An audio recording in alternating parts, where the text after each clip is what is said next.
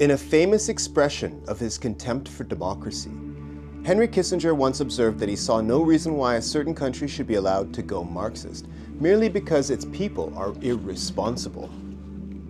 The country concerned was Chile, which at the time of this remark had a justified reputation as the most highly evolved, pluralistic democracy in the southern hemisphere of the Americas. The pluralism translated, in the years of the Cold War, into an electorate that voted about one-third conservative, one-third socialist and communist, and one-third Christian Democrat and centrist.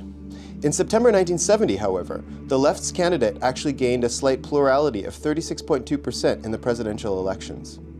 Divisions on the right and the adherence of some smaller radical and Christian parties on the left made it a moral certainty that the Chilean Congress would, after the traditional 60-day interregnum, confirm Dr. Salvador Allende as the next president. But the very name of Allende was anathema to the extreme right in Chile, to certain powerful corporations, notably ITT, Pepsi-Cola, and the Chase Manhattan Bank, which did business in Chile and the United States, and to the CIA. This loathing quickly communicated itself to President Nixon. He was personally beholden to Donald Kendall, the president of Pepsi-Cola, who had given him his first corporate account when, as a young lawyer, he had joined John Mitchell's New York firm. A series of Washington meetings, held within 11 days of Allende's electoral victory, essentially settled the fate of Chilean democracy. After discussions with Kendall and with David Rockefeller of Chase Manhattan, and with CIA Director Richard Helms, Kissinger went with Helms to the Oval Office. Helms' notes of the meeting show that Nixon wasted little breath in making his wishes known. Allende was not to assume office. Quote, "Not concerned risks involved. No involvement of embassy.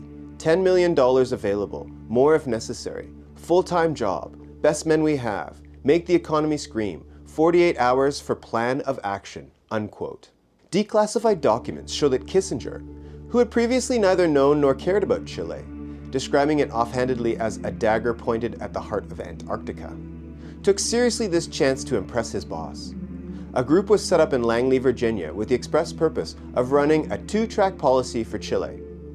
One, the ostensible diplomatic one, and the other, unknown to the State Department or the U.S. Ambassador to Chile, Edward Corey, a strategy of destabilization, kidnap, and assassination designed to provoke a military coup.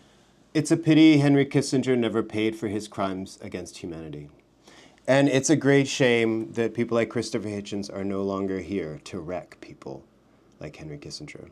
If you enjoyed this reading, please subscribe to the channel, and ciao for now.